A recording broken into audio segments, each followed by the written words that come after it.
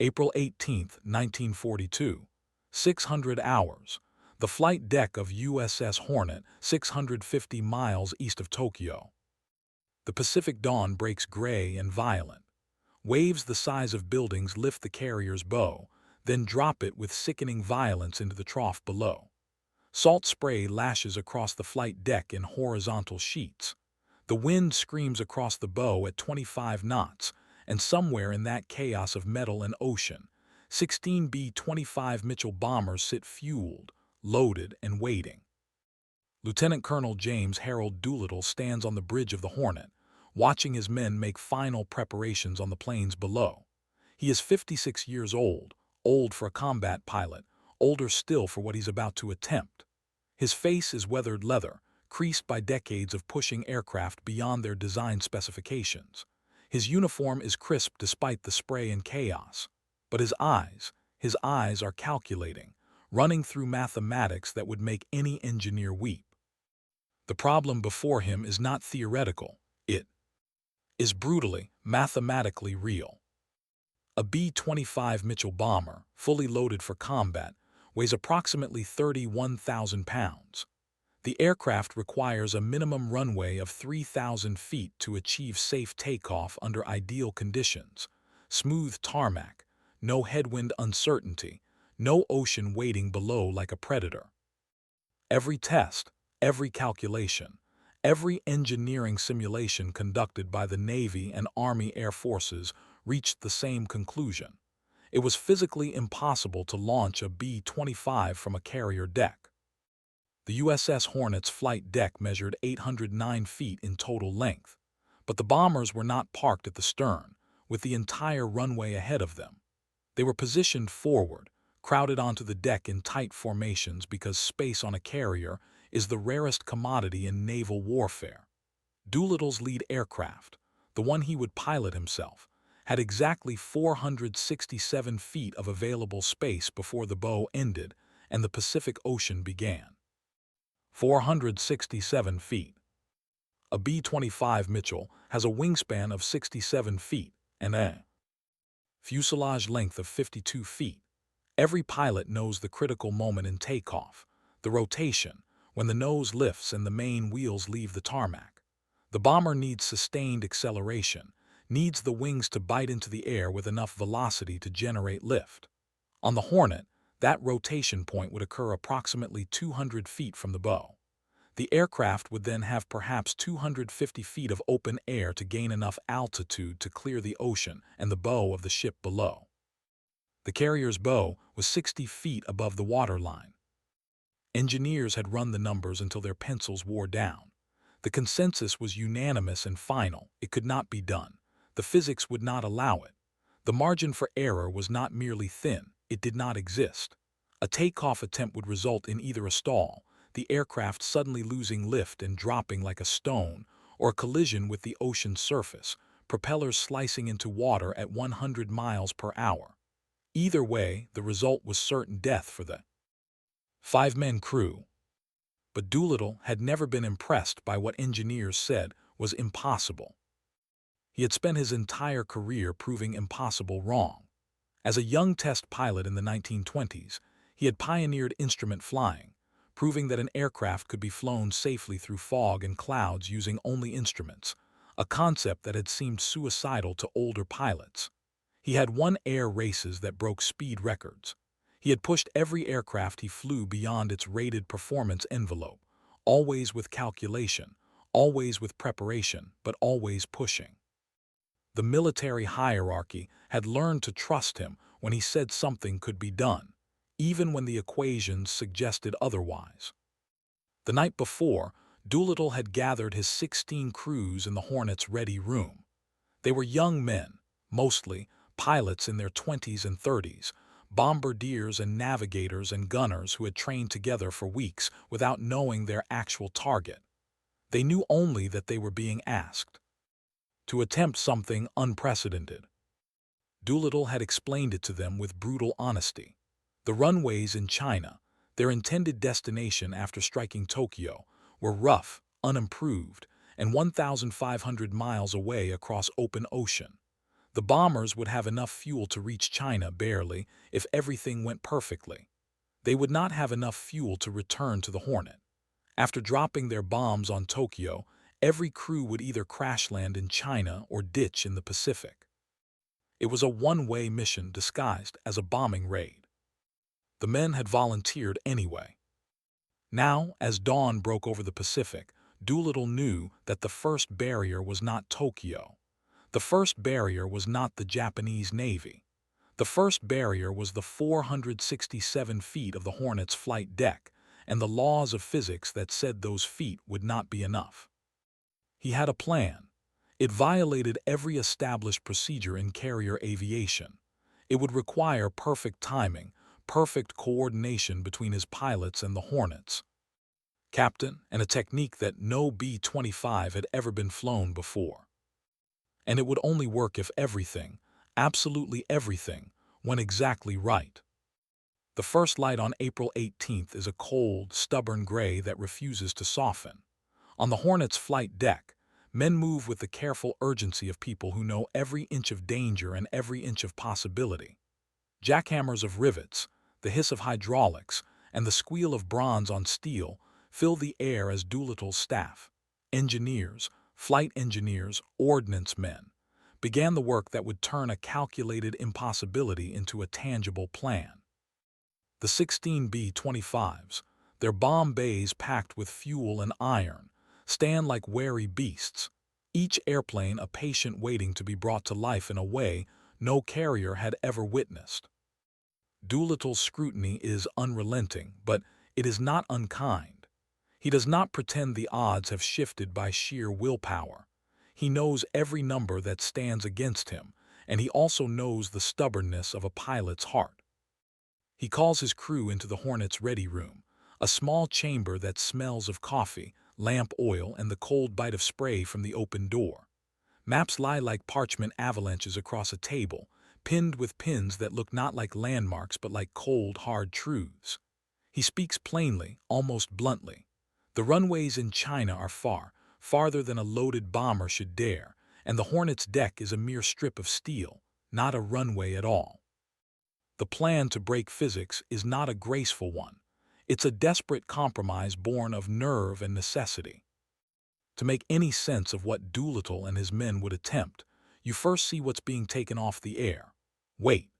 The B-25s are stripped of non-essentials, armor plating, the heavy defensive guns that would never guard a crew against the void of the ocean when every mile of airspace mattered more than armor plate. Every ounce saved buys a fraction of a second, every fraction a chance to pull the nose up into air that won't spit them back down into a cold, indifferent sea. Extra fuel tanks are strapped into places that once held ammunition, the aircraft rearranged with a surgeon's precision to preserve balance while extending a range that should not have existed for this mission. It is a balancing act, between flying torque and sea spray, between the stern discipline of a carrier and the reckless leap of faith a bomber must take to become a dragonfly of steel and flame. The flight crews are 20-somethings and 30-somethings, the kind of men who can talk a foxhole into listening, who can swap a joke to steady a shaking hand, who have learned to smile in the face of a plan that could snap them like brittle wire. They drill in the open space of the Hornet's hangar, walking the path from airplane to cockpit as if tracing the line between life and death. Doolittle's instruction is precise, almost ritual, full throttle, flaps down, brakes held until the engines scream. Then, as the ship's deck begins its inevitable fall away. With each rolling wave, the pull of the yoke must be timed to the exact instant the bow drops and the rear of the aircraft catches the air. It is not a safe takeoff. It is not a normal takeoff. It is a defiant act pressed into metal and engine oil, a calculation that exits the page and becomes a moment of truth on a rolling, spray-sliced deck. The captains and the crew share a single, unspoken understanding. If this works, it changes everything about carrier aviation, about what a squadron could do when the odds refuse to yield. If this fails, the world will remember a museum of brave faces and the sound of engines that roared to life only to vanish into the horizon. Doolittle's plan is not about elegance. It is about necessity wearing a pilot's gloves. He knows the geography, the long line of the Pacific, the way the water's depth and density meet the hull with a grim, indifferent touch. He has learned to trust numbers, but he trusts people more. The 16s who will ignite the air. In unison, the men who have given up a chance to fly home on a safe clock, a safe schedule, a safe trajectory. Night before becomes a litany of preparation. They test the method in mock-ups and in the cold memory of flight tests, then transfer it to the living, breathing game of deck and wind. The deck crew watches with the same quiet reverence you see before a condemned man steps into the cage, except these men will watch a miracle, whether the B-25 can become what physics says it cannot. Doolittle moves among the planes with a pilot's touch and a commander's gaze, correcting a trim here, nudging a weight there, whispering into radios as if the words themselves might summon lift from the sea's edge. A single miscalculation could erase 16 futures in a single roar of propellers. And then, as the first craving for air becomes a tangible fever in the men's chests, something else moves, the decision to launch. The Hornet's crew, captain, navigator, deck handlers, gunners, falls silent. As a church, the ocean answers with its old, indifferent rhythm. The wind scours the deck with grit, and the 16 airplanes, separate yet bound by one dangerous purpose, stand ready to gamble with the sky. Doolittle speaks again, not for permission but to remind them of the physics they hold at bay with a human heartbeat. The moment is not merely arrival at a target. It is the moment when the air itself concedes a little, when fear steps back long enough for courage to plant its flag. The signal comes. The first engine coughs, then drinks the air in long, hungry gulps. The deck trembles underfoot, a drumbeat of anticipation and fear. The propellers begin to turn with the weather's stubborn insistence, and the entire Navy watches as one. The impossible moves toward reality, forged by discipline, by nerve, by a group of men who chose to risk the 1 second of doubt that could shave away an entire mission. The first B-25 chains its power to motion, roars forward, and with that moment of liftoff, grit, spray, and a kiss of sky, the air itself seems to lean in, as if the world holds its breath to see if a mathematical prayer would finally be answered. The moment comes in a thunderous, almost ceremonial instant. The lead B-25, its undercarriage creaking like an old ship's mast, moves forward with a gravity-free certainty that belies the numbers scribbled in every planning room across the fleet. The Hornet's deck, already a cathedral of steel and spray, seems to lean in closer as the bomber's engines swell from a growl to a roar that tears at the air. The wind, a ruthless choreographer, twists the airplane's fuselage and tugs at exposed cables and loose equipment, as if trying to pull the mission back into the ocean's cold embrace. Doolittle's hand tightens on the throttle quadrant, and his eyes, always checking, fix on the exact moment when the bows drop and the prop wash will give this machine its chance to breathe air instead of water. The takeoff is not a single, heroic leap but a measured, brutal calculation played out in real time. The first B-25 lunges, its wheels spitting salt and foam as the deck's surface falls away beneath it. The rotation point arrives with the deck's last shove toward the sea, and in a sudden heartbeat the airplane pistons upward, the wings catching the wind like a hawk snapping to rest on a windy therm. Behind it, the other 16 aircraft wait their turn with the discipline of men who know that one misstep could erase every future moment of this mission. Each plane comes to life in sequence, engines coughing, surging, then roaring into the air with the same stubborn faith that propelled Doolittle to defy the math in the first place. On the flight deck, the reaction is a hush broken only by the thunder of 12, then 16 radial engines. The crew stands as if in a ritual, faces pale but eyes glittering with a stubborn light. Attack gunners, radio men, deck crews, and pilots, each man aware that the air around Tokyo would soon become a battlefield not just of steel and bombs, but of nerves and will. The B-25s peel off the Hornet's bow like gulls breaking from a rocky jetty, one by one lifting into a gray, sunlit sky that seems almost surprised by what it is witnessing. The ocean, still an indifferent blue, keeps its distance, as if unwilling to pick a fight with a ship that has just bent physics and silence into a single, audacious moment. Doolittle remains a steady, almost quiet presence in the cockpit of his own aircraft. He has spent his life turning impossible calculations into possible outcomes, and now he is allowed to stand as the hinge between theory and action. His crew, bombardier, navigator, pilot, turret, gunner, announce each step with practiced precision: engine power, takeoff trim, balance, and the all-important moment when the airplane leaves the deck's last breath of steam and slides into a sky that is suddenly their only future. The roar is a living thing, a creature born of steel and will, and it seems to answer the crew's quiet, stubborn prayers with a tangible push toward the heavens. The remainder of the squad follows with a choreography that becomes almost beautiful in its desperation. The first airplane climbs into a pale diagonal against the horizon, then steadies to form a rough diamond of aircraft, each bomber chasing its own arc of lift. The Hornet's deck, still singing in the aftershock of the launch, begins to settle into a rank-and-file silence, the kind of hush that falls when something monumental has occurred and the world is forced to listen for what comes next. It is not merely the success of a single takeoff. It is the proof that the impossible can become imminent reality when men are prepared to gamble with the air itself.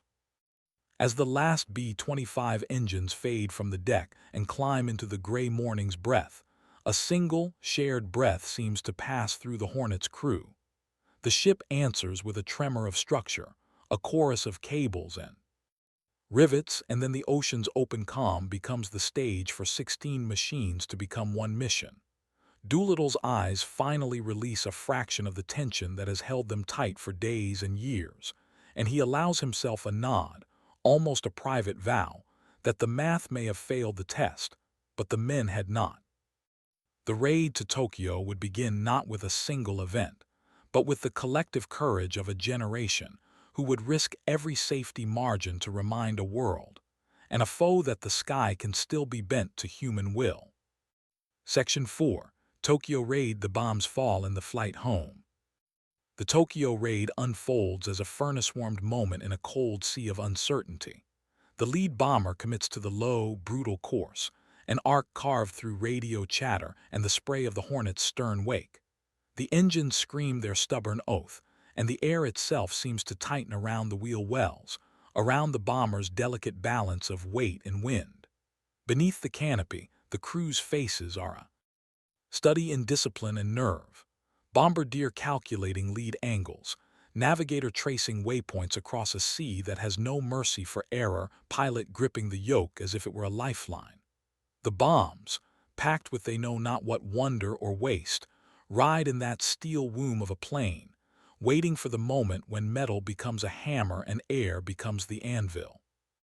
Enemy searchlights break the morning's gray as the B-25s breach the shadow line of Japan's coastline. The anti-aircraft belts erupt in bright, angry stars, the sky filling with the quick, merciless hiss of shrapnel and the thunder of the guns. The raid's tempo is relentless, a rhythm of engine power, bomb release, and the tiny, almost personal triumph of a bomb's nose slicing through air toward its mark. The lead planes slip into their assigned lanes, each bomber a single note in a string of courage that dares to play on in a country that believes itself invincible. The explosions that ripple across urban districts are measured against the horizon by the men holding their breath in the cockpits, and the pilots press the limits of an envelope that never asked to be opened in the first place. Tokyo answers with light and heat and fear, a city waking to the intrusion of 16 silver hawks that should not exist within its skies.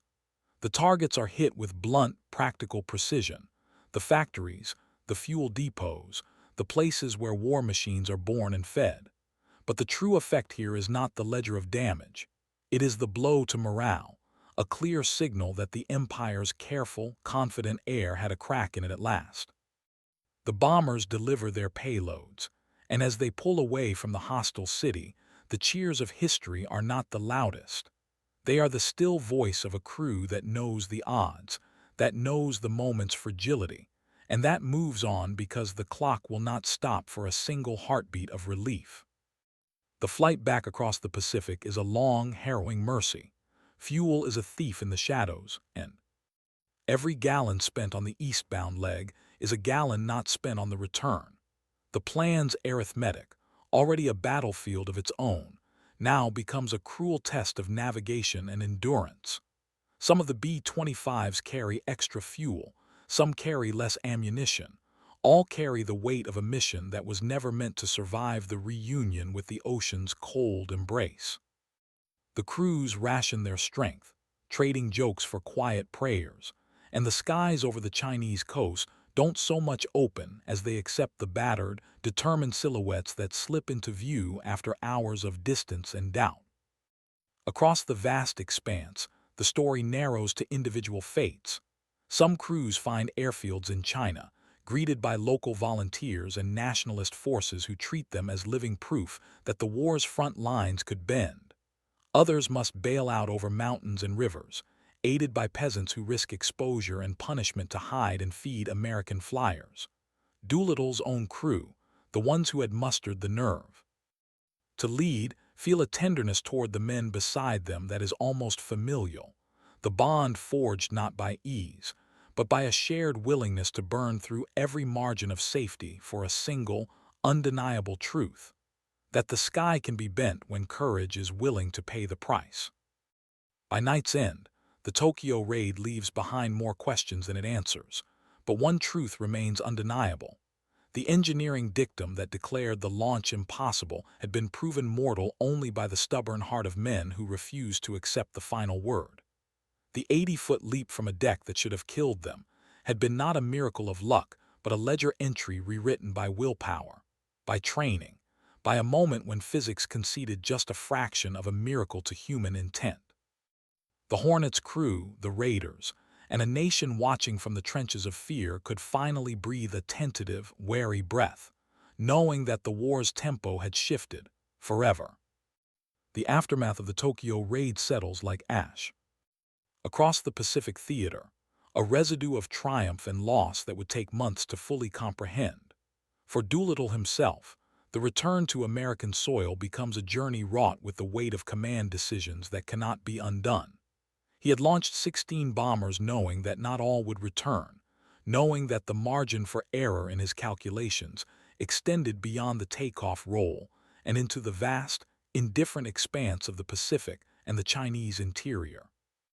The crews who bilaid out over China faced their own gauntlet of survival, mountains that offered sanctuary or sudden death, rivers that could drown as easily as they could hide, and the constant specter of Japanese patrols hunting for American flyers, with a vengeance that bordered on the ritualistic. Of the 80 men who flew that morning, 71 would eventually return to American lines. 8 would be captured by Japanese forces and subjected to torture and interrogation, their fates sealed by a military tribunal that would order their execution as war criminals for bombing civilian targets. One would die in captivity from torture and mistreatment.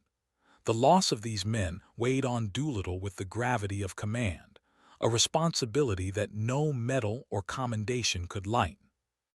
The families back home would receive telegrams that spoke of bravery and duty, but Doolittle would carry the specific, personal knowledge of each man's sacrifice.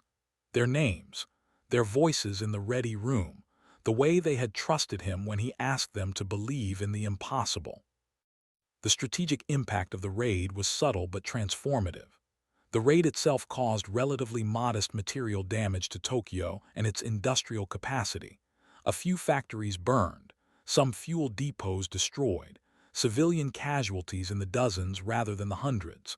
But the psychological blow was profound and irreversible. The Japanese military hierarchy, which had assured the nation that the homeland was impregnable, faced a crisis of credibility that would echo through every strategic decision for the remainder of the war. If American bombers could reach Tokyo, then no city in the empire was truly safe. That knowledge would drive decisions that would lead to the Japanese Navy's overextension at Midway just 6 weeks later, as military planners sought to eliminate the American carrier threat before it could deliver more raids. The engineering feat itself became a lesson in the limits of mathematical certainty. The B-25 takeoff from the Hornet's deck should not have been possible according to every calculation, every test, every simulation conducted by the Navy's finest engineers. Yet it had occurred, not once but 16 times in succession, proving that the human element, preparation, courage, precise timing, and the willingness to operate at the absolute margin of physical law could shift the outcome of what equations declared impossible. The takeoff became a legendary moment in aviation history, studied in flight. Schools and military academies, cited as evidence that the seemingly immutable laws of physics were subordinate to human will, when that will was properly prepared and motivated. Doolittle's reputation, already considerable, became almost mythical in the aftermath. He was promoted to brigadier general, decorated with the Medal of Honor, and elevated to a status in American consciousness that placed him alongside other figures of legendary courage. But the man himself remained measured, almost humble about what had been accomplished. In interviews and public appearances, he would often deflect credit toward his crews, toward the Navy personnel who had coordinated the launch, toward the engineers who had stripped the aircraft to their essential components. He understood, perhaps better than most, that the impossible had been achieved not through any single act of heroism, but through a meticulous, collective preparation that had left no margin for chance, and then had succeeded anyway. Because the human heart possessed margins that mathematics could never calculate. The raid's legacy extended far beyond the immediate tactical and strategic consequences. It became a symbol of American resilience and ingenuity, in a moment when the nation was still reeling from the shock of Pearl Harbor. For a public that had known only defeat and retreat for months, the news that American bombers had struck the Japanese homeland carried a weight of hope that no official communiqué could fully capture. Newspaper headlines trumpeted the raid as a vindication of American courage, a sign that the balance of power in the Pacific would eventually shift. Radio broadcasts celebrated the raiders as heroes, and their story, though carefully edited to protect operational security, became part of the national narrative of a people refusing to accept defeat. The USS Hornet, the steel platform that had hosted the impossible, continued its war in the Pacific, and would itself become legendary in the naval history of the conflict. The ship would survive 2 major naval battles and countless air attacks, earning the respect of both allies and enemies for its resilience and the courage of its crew. But for those who served aboard the Hornet in April 1942, the ship would always be remembered first and foremost as the launching platform for the Doolittle Raid, the moment when 16 men in metal and fuel had proven that the sky could be bent to human will, and that the impossible was merely another name for a problem that had not yet been properly solved. The calm that follows the storm in April 1942 is not a quiet, it is a reverberation, an echo that travels across the Pacific, into the war rooms, and into every kitchen table back in the United States. Doolittle returns to American shores not as a man who has merely flown a risky mission, but as the bearer of a new truth, that the impossible can be summoned into existence when preparation becomes obsession and courage becomes a habit. The Hornet's deck, memory of spray and heat now settled into metal and wood, would forever be remembered as the launching point of 16 lives bending physics itself to their will. Doolittle's own arc from test pilot to war commander, from underestimation to legend, completes a circle in the public imagination that would shape how Americans understood risk, leadership, and victory. The crews who flew from the Hornet carried within them a ledger of sacrifice that could not be erased by any victory in Tokyo. Of the 80 men who took part, 71 would eventually return to American lines. 8 would be captured by Japanese forces, subjected to torture and interrogation, their fates sealed by a military tribunal that would order their execution as war criminals for bombing civilian targets. 1 would die in captivity. The rest would survive, some drifting into China or drifting into the memory of those who would never forget the faces they saw on that gray dawn, the pilots with weathered goggles, the navigators poring over maps with chalk-streaked fingers, the bombardiers who learned to read the sky as a weapon and a shield. The knowledge of those fates cast a long shadow over the raid's triumph, a reminder that every daring act is also a point of vulnerability for the human heart. The strategic impact of the raid unfolded like a stone tossed into a vast, dark pond. The immediate material damage to Tokyo was modest, but the psychological shock was immense. The homeland had reached into the very heart of the empire and struck a blow perceived as intimate and personal by the Japanese leadership. The raid upended assumptions about the security of the home front and forced the Japanese to rethink their defensive posture, their reliance on a fortress mentality. In the months that followed, the war would demand decisions that tested Japan's balance of power and exposed the vulnerabilities that a nation so confident in its invincibility preferred not to acknowledge. The raid's ripple effects touched Midway and beyond, contributing to a shift in strategic calculations that would help redefine Allied operations in the Pacific. For aviation, the Doolittle mission became both legend and instruction. It demonstrated that long-range strategic bombing could be decoupled from traditional carrier operations, pushing engineers and planners to rethink how far a bomber could travel with enough fuel and how much risk a crew could bear in pursuit of a symbolic victory. The B-25, stripped to the essentials, redesigned with extra fuel tanks, its defenses pruned, had become in a single morning a demonstration aircraft for a bold, improvisational form of air power. The narrative of the raid, impossibly bold, almost reckless but meticulously prepared, would inform how later generations of pilots and planners talked about courage, risk, and the ethics of mission design. It was not merely a story of a single attack. It was a school for thinking about how to turn leverage into impact when the clock and the sea conspiring against you seemed to hold all the cards. Back home, the raiders' fame fused with a larger national mood. Newspapers shouted the audacity of 16 planes striking Tokyo, and the public, who had endured a long stretch of defeat and fear, found in that story a vicarious assent, the sense that the war would not end in retreat, but in a counterpunch that could reach the enemy's own doorstep. Doolittle himself was catapulted into a role of national symbolic power, a commander whose name became a banner for American ingenuity and resolve. He was promoted, honored, and remembered not simply for the technical achievement, but for the stubborn philosophy that made it possible. Never concede the final word to the math when human preparation and nerve still offer a chance. If you stand on the edge of history and listen, you hear a quiet, persistent wind, the sound of men who refused to accept the limits laid before them, then chose to rewrite those limits with their own hands.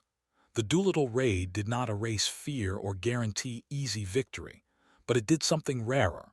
It rewrote the script of American courage in World War II, turning a near-impossible moment into a continuous reminder that the sky can be bent when the people who fly it are willing to pay the price in blood, iron, and unshakable will.